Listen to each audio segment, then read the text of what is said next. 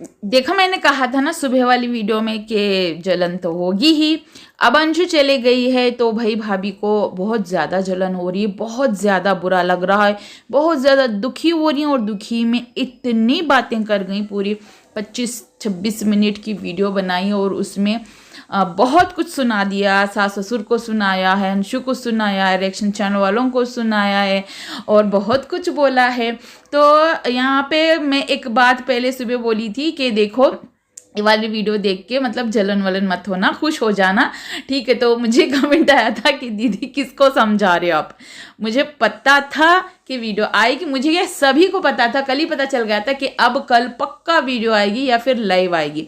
तो चलो लाइव के बदले वीडियो ही मिल गई है। तो अब यहाँ पे मैंने पूरी वीडियो तो देख ली हूँ, अब यहाँ पे पोस्टमार्टम करते हैं इस वीडियो का, यानी कि रिव्यू देते हैं। गाइस पोस्टमार्टम वो तो मतलब वहाँ पे मत चले जाना, रिव्यू देते हैं, ठीक है।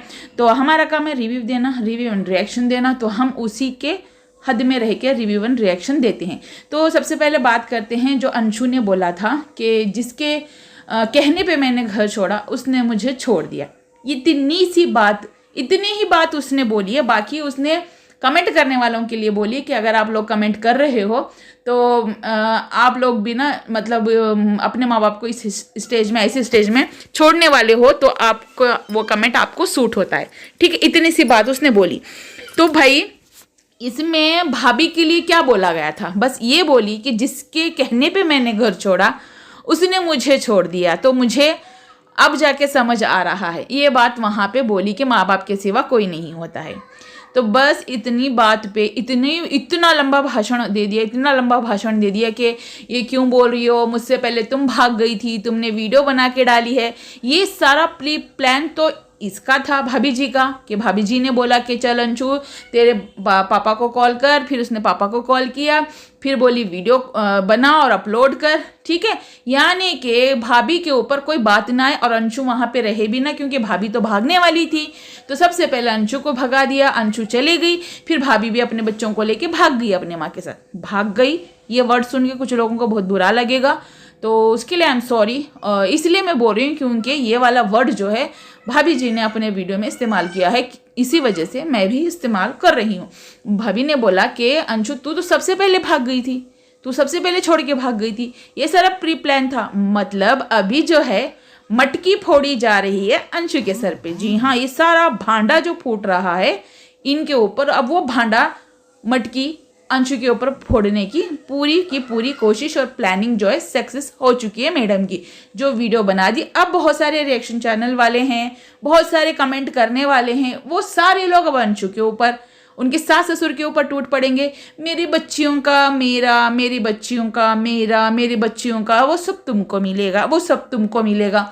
ये बात लागू तब होगी जब उसको पूरा का पूरा मिलेगा। वो घर की बेटी है, उसका भी एक हिस्सा बनता है और उसका जो हिस्सा है वो उसको ज़रूर मिलेगा। बाकी जो दो छोटे बेटियां हैं घर के, उनका भी बराबर का हिस्सा बनता है, तो उनको भी बराबर का हिस्सा मिलेगा। मुझे नहीं लगता अंकल आंटी कभी भी भेदभाव करेंगे, मगर जब मिलना है तभी मिलेगा। जब वो 18 साल की पूरी हो जाएंगी उनको तभी वो उनका हक मिलेगा। जहाँ तक बात अंशु की है, अंशु घर की बेटी है, अंशु को जितना मिलना है उतना मिलेगा, वो भी अंकल आंटी की मर्जी, ठीक है। जितना देना है वो अंकल आंटी की मर्जी।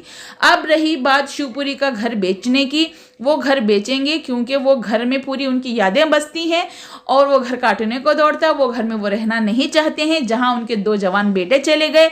उसके बाद बहू पोतियों को लेके भाग गई, जो बेटी थी वो बहू की बातों में आके भाग गई। फिर चलो ठीक है, अब आप वापस तो आ गई है ना। देखो फिर मैं कह रही हूँ भाग गई वर्ड सुन के बुरा लगा तो आई एम सॉरी, क्योंकि ये जो है भाभी जी ने यूज़ किया था इसलिए मैं यूज़ कर रही हूँ। तो अंशु तो रिटर्न आ गई, उनको उस चीज़ का जो अंशु को एहसास हो गया है। बट वहाँ पे माता पिता गए थे बुलाने को, मम्मी पापा अंशु के पास गए थे, बुलाने को नहीं गए थे, छुट्टियों में गए थे। तो उन्होंने बोला चल हमारे साथ 1-2 दिन के लिए। तो वह आ गई है थोड़े दिन के लिए, 1-2 दिन रह लेगी, फिर रिटर्न चली जाएगी। फिर हम तो कह रहे हैं सभी लोग कि 12th में वहीं शिवपुरी आके शिफ्ट हो जाना। जैसे 12th खत्म हो जाएगा, डिग्री में एंट्री करोगी, वैसे मथुरा में तो शिफ्ट होना ही है जाके, क्योंकि कब तक वहाँ पे रहेंगे। तो शिवपुरी का घर जो है वो अंकल आंटी ने बेचने का फैसला कर लिया है। अब देखभाल कौन करेगा, नहीं करेगा ना, तो वहाँ पे जिम भी है, वो भी है, तो वो सारा कुछ जो अंकल के नाम का है वो अंकल तो बेचेंगे। बाकी जो रहा भाभी जी का वो घर जो है क्या पता वो घर का जो भी है आगे जाके हो जाए। अब रही बात ना वो पूरा का पूरा भाभी को मिलेगा ना पूरा का पूरा सासू माँ को मिलेगा, क्योंकि दोनों का नाम जो है उसमें, मथुरा वाले घर की बात कर रही हूँ, तो पूरा का पूरा ना वो ले सकती है ना पूरा का पूरा ये ले सकती है ना। ये अगर ये भी बेचना चाहे तो वो भी साइन नहीं करेंगे, वो बेचना चाहे तो ये भी साइन नहीं करेंगे, यानी कि भाभी जी। तो अब अगर वो सोच रही है कल को सासू माँ मर जाएंगी, वो पूरा का पूरा घर तो मुझे ही मिल जाएगा, एक ना एक दिन मेरे अरमान पूरे हो जाएंगे उस घर में रहते हुए। तो यहाँ पे भाभी जी ने ये नहीं सोचा है कल को वो जो मम्मी हैं अगर उन्होंने ऐसा लिखा दिया कि भाई मैं तो चली जाऊंगी, मेरा पति भी अगर कुछ भी हो गया तो हमारे बाद ये जो प्रॉपर्टी है मेरी बेटी को मिल जाए, तब क्या करोगी? तुम जब तक नहीं मरोगी तब तक लड़ती रहोगी। ऐसे ही होगा कुछ, क्योंकि जिद में अगर इंसान आ जाता है ना कुछ भी कर सकते हैं। जब ये जिद्दी हो सकती है तो वो भी जिद्दी होंगे, भाई बड़े बुजुर्ग हैं, वो कुछ भी ठान लेंगे, भाई ये इतने अकड़ दिखा रही है, हमें इतना जलील कर रही है, बदनाम कर रही है, तो इसको फूटी कौड़ी नहीं देंगे। जब बच्चियों को देना है 18 साल के हो जाने, तो जब शादियां होने का टाइम होगा इनका, तब उनके नाम करेंगे, प्रॉपर बच्चियों के नाम। बहू के नाम कुछ भी नहीं मिलेगा। जो बहू के नाम का मथुरा वाला घर है जिसमें अंकल आंटी का आंटी का और बहू का नाम है, तो अगर आंटी चाहे तो वो उसमें अंशु का नाम लगा सकती हैं कि मेरे बाद, आफ्टर मी, मेरे बाद ये अंशु को मिलनी चाहिए। अगर बाई चांस वो उनको कुछ हो भी गया आंटी को, तो वो प्रॉपर्टी अंशु को मिल जाएगी। तब क्या करोगी बहू रानी? तो भाभी जी क्या आप लड़ती रहेंगी अंशु के साथ भी एंड तक? ठीक है, चलो अंशु भी टीनेजर एज है और वो नाबालिग है, तो अपना नाबालिग का भी ताना मार दिया आपने, और इतने ताने मारे कि कोई लिमिट ही नहीं, पूरी की पूरी वीडियो तानों में निकल गई है। तुम वो प्लानिंग कर रही थी और पापा जी तुम्हारे सर थोड़ा सा रख लो, वैसे तो पिंचन आते रहेगी एंड तक, मुझे पता है सब कुछ बेच के मथुरा शिफ्ट हो गए तुम लोग, थोड़ा तुम्हारे लिए भी रखना, ये सब कुछ चूस लेंगे, कुछ नहीं रखेंगे। और अंशु को कह रही है कि एंड तक साथ निभाना, निस्वार्थ तुम लोगों पे वो उन्होंने विश्वास किया है, तुम लोगों के लिए किया है, तुम लोग मतलब सब कुछ छीन के। तो क्या वो लोग भिखारी हैं?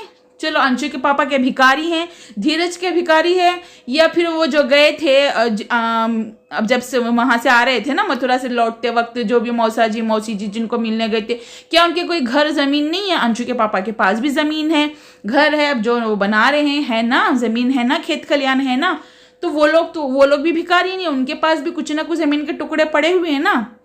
तो क्या वो के प्रॉपर्टी लेके वो भी मतलब क्या बोलते हैं उसको, हमारे उसमें बोलते हैं कि सब कुछ लेके कब्र में जाना है क्या? तो कोई नहीं लेके जाता है, सब जब दुनिया में है, दुनिया के हद तक ही रहेगा, सब कुछ यहीं पे छोड़ के जाएंगे। वैसे तो इल्ज़ाम लगाना, भाई जो अपने सर पे जो टोकरा पाप का पड़ा है उस टोकरे को किसी और के सर फोड़ना है, तो कुछ ना कुछ तो चीज़ें करना ही है ना, प्लानिंग प्लॉटिंग। अब ऐसे हो गया तो ऐसे बोलेंगे, ऐसे हो गया तो ऐसे बोलेंगे। तो मैं तो कहूँगी अंशु इस चीज़ का रिप्लाई दो, खामोश मत बैठना। ठीक है, तुमने बस इतना बोला था कि जिसके कहने पे मैंने घर छोड़ा उसने मुझे छोड़ दिया, तो उस एक बात के लिए इसने इतनी बातें सुनाई है, तो रिप्लाई बनता है अपना मुंह खोलो, अपने लिए लड़ो, लड़ना सीखो, अपना मुंह खोलो, अपने लिए लड़ो और बात क्लियर करो। ये हो रहा है कि तुम सबसे पहले भाग गई, अब वो बच्चे और वो चले गई, तो वापस तो तुम प्रॉपर्टी पे कब्जा करने आई हो। इस बात को क्लियर जरूर करना। अगर इस वीडियो पसंद I like share and subscribe जरूर कीजिएगा। मिलते हैं नेक्स्ट वीडियो में, तब तक के लिए बाय बाय, टेक केयर।